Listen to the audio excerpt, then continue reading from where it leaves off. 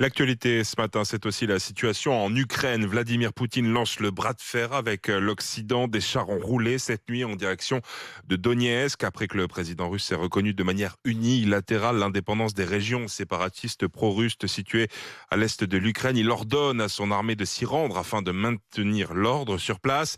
Réaction dans la foulée du président ukrainien Volodymyr Zelensky. Les actes de la Russie sont une violation de notre souveraineté et de notre intégrité territoriale. La Russie est la seule responsable des conséquences de cette décision. La reconnaissance de l'indépendance des territoires séparatistes est une violation claire des accords de paix. Nous cherchons toujours une solution diplomatique. C'est selon nous la seule issue possible. Mais nous sommes sur notre territoire, nous n'avons peur de rien et de personne. Nous ne devons rien à quiconque et nous ne donnerons rien à personne, je vous l'assure.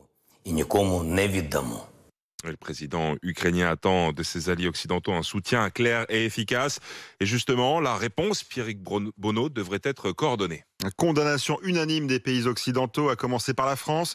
Emmanuel Macron a présidé hier soir un conseil de défense consacré à l'Ukraine pour tenter de trouver une réponse coordonnée avec ses partenaires européens.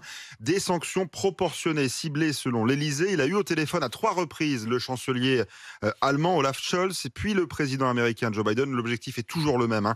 Pour le président français, éviter l'escalade et de nouvelles initiatives qui violeraient la souveraineté de l'Ukraine. On pense évidemment à un conflit ouvert entre Moscou et Kiev.